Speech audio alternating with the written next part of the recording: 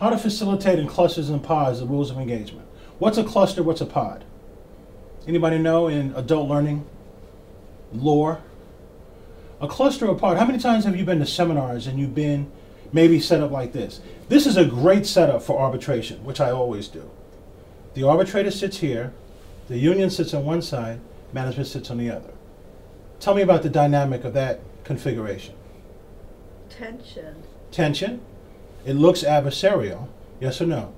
How many of you have been in U-shaped rooms when you go to seminars? How many of you have been in auditorium style? Okay, so what do you think a cluster or pod is? Anyone? Could be a full circle. Could be a circle, Yeah. usually not more than 5 people. And why is that a competitive advantage in terms of communication as a table ambassador? What do you think? As opposed to maybe this style. Why is that a competitive advantage? People are kind of circular around you. Because everyone could see each other. Everybody and can see each everyone other. can hear each other. Absolutely. Okay, that's a good start, Yarrow. What else? What else is the competitive advantage of a cluster or pod? It's, Maybe Yes, sir. they're not focused on you. They're Absolutely. focused and they're all intermingled, so Intermingled. there's no one focus. And Right, and this description I gave you about the arbitration scenario, you've got someone who's conceivably sitting in what's considered to be the power seat. Right. As an ambassador for facilitating conversation, it's not about power for you. It's about facilitating dialogue. And I have a definition of power, which is different from many other people's. POWER, people operating with exceptional resiliency. Okay? It's not about you in terms of your ego. It's about you facilitating a conversation and dialogue that's in the best interest of the process. I'm going to talk more about that. Okay? So a cluster or pod is exactly what you said it was. Is configuring folks so that they can see each other. There can be some communication across disciplines, across generations. Shakespeare has a quotation that I think resonates with all of us today, or it should. Shakespeare said, "Some leaders are born, some leaders achieve leadership, and some leaders have leadership thrust upon them." Now, you're at the epicenter of leadership as a table ambassador. Why is that? You're at the very vortex. What are folks expecting you to do?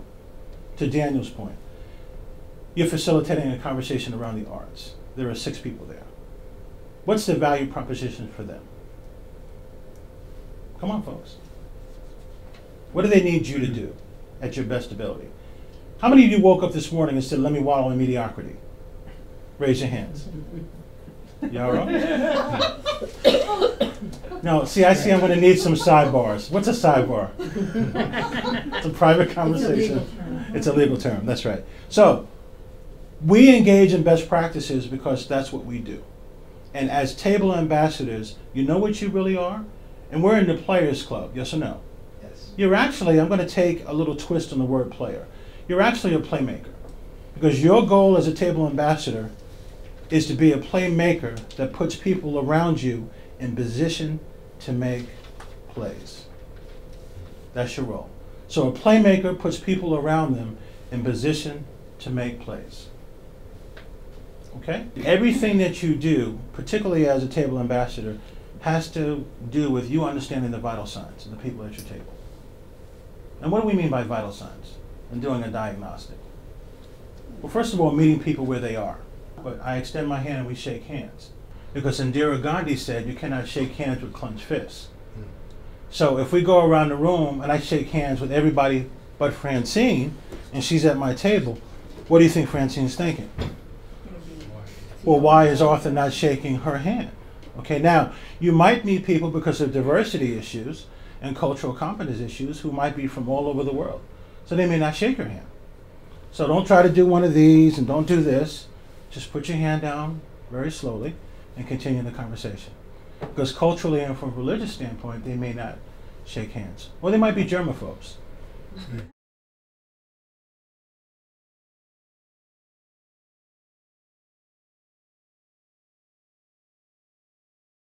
Einstein said you cannot solve a problem with the same kind of thinking that created it.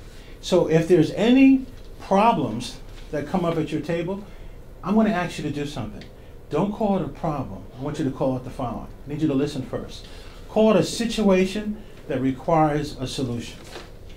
A situation that requires a solution. How does it sound differently? You run to Danny and say, Danny, I have a problem with my table. And Danny says, well, yeah, it does sound like you have a problem with your table. And what's happening with this, Ed? Where are we going with this? It's probably going to escalate. So your role as a table ambassador is to decompress, defuse, de-escalate, disarm, and deflect conflict when it happens. So let's not call it a problem. We're going to call it a situation that requires a solution. What is it that folks that come to the tables, what is it they really want? One thing. If you had to categorize it in one word, it's the reverse of what this was back in the 60s. When I reverse this, to me, you know what this is? It's called validation. It's the big V. Everybody wants to be validated. Does that make sense to folks? For them, it's a cost-benefit analysis, return on investment. They're spending their time to come to this event, and they want to make sure they're going to be validated in some way, shape, or form by their table ambassador.